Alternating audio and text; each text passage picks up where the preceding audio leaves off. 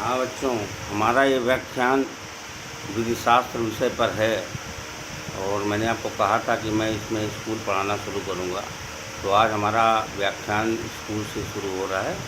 तो इसमें मैं स्कूल तमाम हैं जिनको स्कूल मतलब विचारधारा, इसी को स्कूल कहते हैं। और विधि शास्त्र के क्षेत्र में तमाम स्कूल हैं। उसमें पहली है विश्लेषणात्मक विचारधारा एनालिटिकल स्कूल, दूसरा ऐतिहासिक विचारधारा, तीसरा सोशोलॉजिकल स्कूल ऑफ जूरिस्प्रूडेंस, जिसको समाजशास्त्री विचारधारा कहते हैं। एक है अमेरिकन रियलिज्म, अमेरिकन यथार्थवादी विचारधारा। तो इसमें मैं विश्लेषणात्मक विचारधारा से अपना व्याख्यान आप शुरू करता हूँ।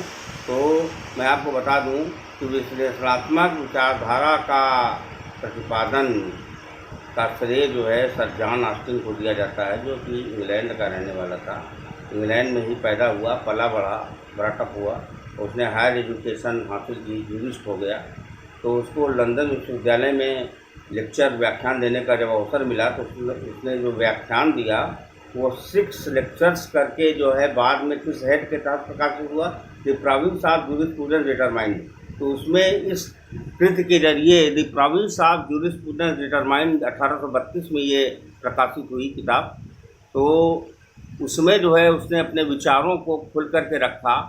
तो इस जो the province of jurisprudence determined शीर्षक के तहत जो उसका विचार प्रकाशित हुआ, तो उसकी शुरुआती लाइन में ही बिल्कुल इन द वेरी बिगिनिंग में लिखता है, the laws in the proper sense of terms are commands. वो उसके कहने का मतलब है विधियाँ उचित अर्थों में समादेश होती हैं। Laws which are not commands, वे विधियाँ जो कि समादेश नहीं हैं, they are laws improperly so called, उनको हम उचित तौर पर विधि नहीं कर सकते। इस प्रकार वो उचित तौर पर कही जाने वाली विधि और अनुचित तौर पर कही जाने वाली विधि दोनों के बीच स्पष्ट भेद करता है। अब विधि को डिफाइन करते हुए भाई किसी भी व्यक्ति के विचारों पर उसके परिवेश का प्रभाव पड़ता है जिसमें वो ब्रॉटअप हुआ। तो ऑस्टिन साहब ने शुरू से ही जब वो पैदा हुआ तो उसने देखा इंग्लैंड का सम्राट, राजा, रानी, उसका वैभव, जो भी उसने देखा वही उसके विचारों में भी परिलक्षित होता है। तो जो उसको विधि को डिफाइन करने का अवसर मिला तो विधि को भी वो संप्रभु के पदों में डिफाइन करते हुए कहता है कि law is a command of the sovereign, इसको नोट डाउन करिएगा, a law is a command of the sovereign backed by a sanction. विधि संप्रभु का समादेश है जिसके पीछे अनुशास्त्र का बल कार्य करता है। उसके कहने का मतलब है विधि संप्रभु का संप्रभु कौन है? इंग्लैंड में सम्राट होता था, राजा होता था। विधि संप्रभु का समादेश है जिसके पीछे अनुशास्त्र का बल कार्य करता है। Law is a command of the sovereign backed by a sanction.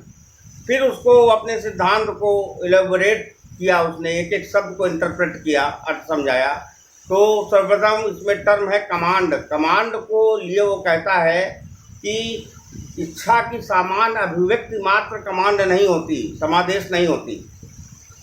Mayor ordinary expression of desire is not command. फिर वो आगे कहता है because command is always binding in on that particular society in respect of which it is used. क्योंकि वो कहता है कि समादेश जो है, कमांड जो है, हमेशा बाइंडिंग फोर्स रखता है। जैसे उसका वॉच वर्ड है you will have to obey my का order, if you do not obey my order I will punish you. उसके कहने का मतलब है कि कमांड हमेशा बाइंडिंग होता है। हम अपनी इच्छा की अभिव्यक्ति कर दें इसका मतलब नहीं कि हम कमांड कर रहे हैं। तो उसने कमांड शब्द को इस प्रकार समझाया कि you will have to obey my order, if you do not obey my order I will punish you. आई के साथ जब विल लग जाता है तो इसका मतलब है I will certainly punish you, there is no doubt about it. तो कमांड को उसने समझाया। उसके बाद इसमें अगला शब्द है उसकी डेफिनेशन में सैंक्शन और ड्यूटी। वो कहता है लोग अनुशासन के भय से विधि का पालन करते हैं, मतलब विधि के पालन को सुनिश्चित करने के लिए, सिक्योर करने के लिए वो अनुशासन का हिमायती है। वो कहता है लोग दंड के भय से विधि का पालन करते हैं, क्योंकि वो कहता है कि यह दंड का भय ही है जो लोगों को विधि का पालन करने के लिए विवश करता है। इस प्रकार वो समझा देता है कमांड, सैंक्शन, ड्यूटी। अंत में वो सॉवरेंटी को बताता है। What is the meaning of sovereignty? आप लोग जो पॉलिटिकल साइंस के स्टूडेंट रहे होंगे तो मैं आपको यहाँ बता देना चाहता हूँ कि ऑस्टिन साहब को राजनीतिक संप्रभुता का जनक माना जाता है, पॉलिटिकल सॉवरेंटी का जनक माना जाता है। और उसने जो सॉवरेंटी को समझाया है बड़ा सुंदर है, उसमें कोई कमी नहीं है भाई। उसकी कमी क्या हो गई मैं आगे बताऊंगा।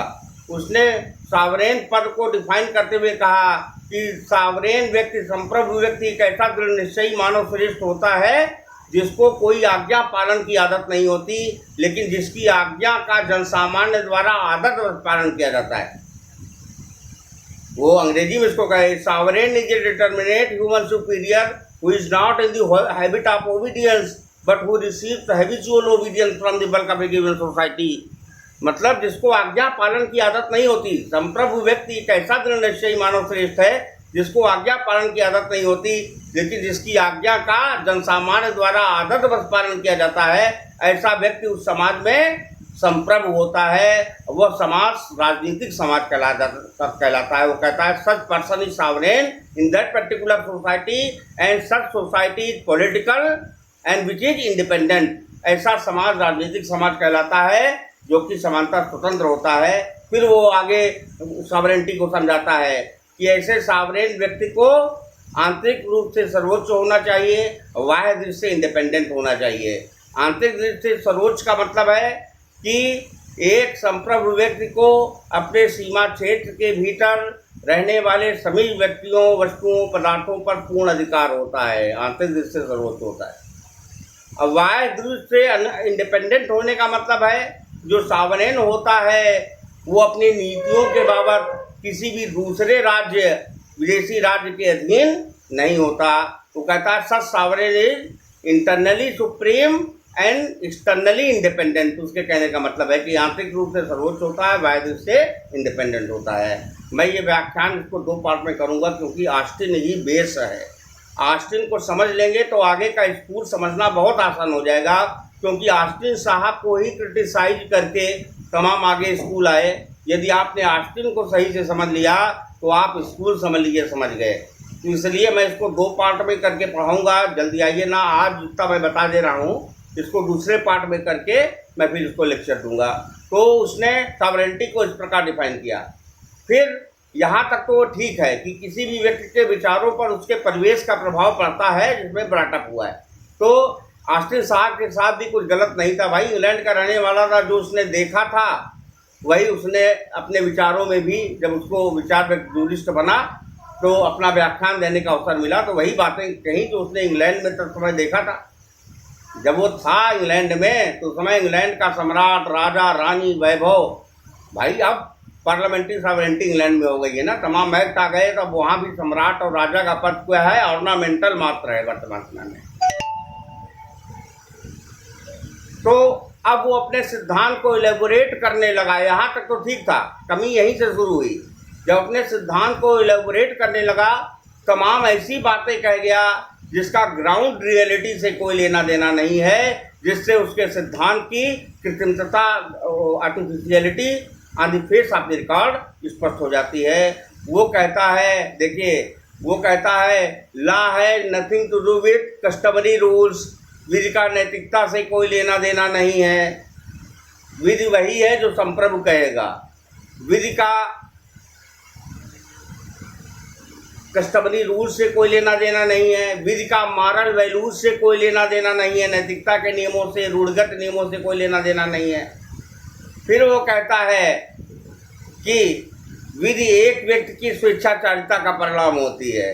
उसके कहने का सिद्धांत का मंतव्य यही है ना कि जो एक व्यक्ति कहेगा, एक व्यक्ति की इच्छा ही प्रिवेल करेगी। जबकि वर्तमान डेमोक्रेटिक सिस्टम में पूरी दुनिया में देखिए प्रजातांत्रिक पद्धति को तरजीह दी जाती है, और जहाँ जहाँ भी तानाशाही है वहाँ देखिए जन आंदोलन होता है और तमाम समस्याएं आती हैं। तो वर्तमान समय की दृष्टि से देखें तो ऐसी, क्योंकि सीमित शक्ति वाली सरकार का कॉन्सेप्ट अब चल रहा है, चाहे इंग्लैंड हो, चाहे अमेरिका हो, चाहे इंडिया हो, सीमित शक्ति वाली सरकार। और सीमित शक्ति वाली सरकार कौन होती है? जो पब्लिक वेलफेयर ओरिएंटेड होती है, जो जनता के कल्याण में कार्य करती है, जहाँ पर सरकार का उद्देश्य होता है जनता की भलाई करना। और लॉ में एक मैक्सिम है, लैटिन मैक्सिम, सालुस पापुली सुपरमा लेक्स, welfare of the people is the supreme law. इसका मतलब है जनहित ही सर्वोच्च विधि है, क्योंकि विधि बनाई जाती है जनता की भलाई के लिए और जनता के कल्याण के लिए। लेकिन ऑस्टिन साहब का ये कहना था कि विधि साध्य होती है, साधन नहीं होती है। ये उसके सिद्धांत की सबसे बड़ी कमी यही है कि वो कहता था law is an and in itself. Law is an and मतलब साध्य, एंड मीन्स समझते होंगे साध्य और साधन। वो कहता था law is an and in itself. और लॉ क्या है? एक संप्रभु व्यक्ति की स्वेच्छाचारिता का परिणाम है। जो सम्राट कहेगा वही कानून है। विधि साध्य है, साधन नहीं है। जबकि वर्तमान समय में किसी भी स्टूडेंट विश्लेषक से आप पूछेंगे तो यही कहेगा विधि साध्य नहीं होती, बल्कि सामाजिक आवश्यकताओं को पूरा करने का साधन होती है। There is close relationship between law and society. Law is made for the welfare of the society. Law is not end in itself, it is a means to fulfil societal needs. Law साध्य नहीं होती है, बल्कि सामाजिक आवश्यकताओं को पूरा करने का साधन होती है। इस लेक्चर को मैं फर्दर करूँगा और मैं फिर दे करके इसको पूरा करूँगा 2-3 में, क्योंकि ये बहुत ही इम्पोर्टेंट उनका जो है विचारधारा है। और इसी को क्रिटिसाइज करके आगे के स्कूल में आया।